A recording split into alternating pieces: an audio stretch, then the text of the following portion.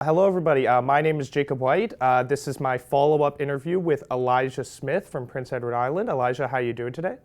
I'm doing great. How are you doing, Jacob? I'm doing good. I'm doing good. So now that we have some definitive results from the election, overall, what is your general feel of how the election went? Um, there wasn't any major surprises. I think I was predicting a minority government. I wasn't sure if it would be liberal or conservative. And it turned out to be a liberal minority, which is what the polls were saying. So I guess that's good in that sense. In terms of Prince Edward Island, it went pretty well as I would expect. It was all liberal as it was last year, and the liberal candidates won by quite a big margin. So no surprises there. Since we've already talked about there's going to be a minority government coming in with the Liberals, any worry that there could potentially this could be a short-lived government? Minority governments technically don't last very long, anywhere between 1 to 2 years. Are you worried we might have to go through this entire election cycle all over again in a year?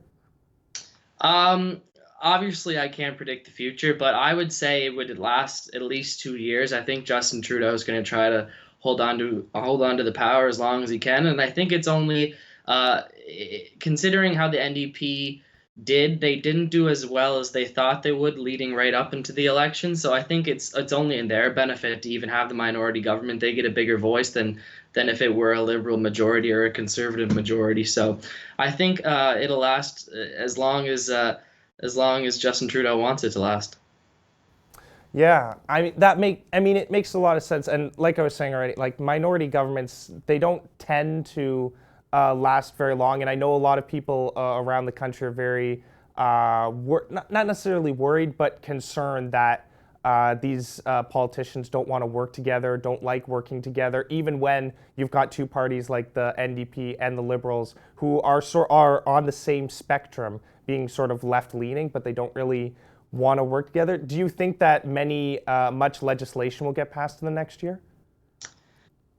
Um, I'm really interested to see how it works because when the last minority government happened, I wasn't as into politics as I am right now. So I don't have a Right. lot of experience and I don't have that much knowledge on how minority governments work. But there's different things that the NDP and the Liberals could work on. Pharmacare is one of them, so I think they might work towards that. And then also the Liberals and the Conservatives. The Conservatives really like their pipelines, so I'm sure that they'll get on board with a couple of those projects. There's been a little bit of rumors floating around that potentially, if Justin Trudeau would like to, could he potentially nominate someone potentially from either like as an independent or someone that he'd like to align closely with so that he is able to get like getting every single province represented. How do you feel about an idea of representing from outside of the party? Yeah, that's certainly been a thought that's been floating around. I'm not sure how it would work out. There would obviously be some backlash there, but Yes. it is a minority government, so he could kind of spin it as, oh, we're all trying to work together and we need all voices. So that might be what he tries to do, but he's gonna definitely have to do something about it.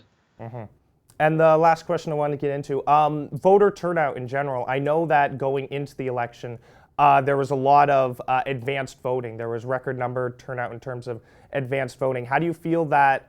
I know, and when we discussed before the election, we were discussing how they were trying to get people to come out in Prince Edward Island with different slogans, different tactics. How do you feel that worked in this election?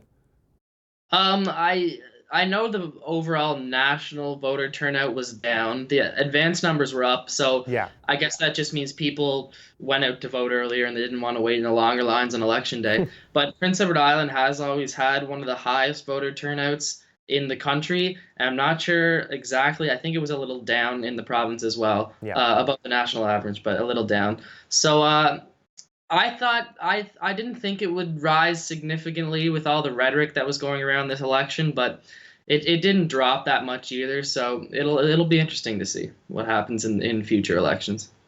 Yeah, definitely. Okay, great. Thank you very much, Elijah. It's been fun talking to you over the before the election and after the election, seeing how these results went. And it's really nice to get a perspective from someone outside of sort of the major population centers in like I live in Ontario and Toronto, getting outside perspective. So thank you very much for that.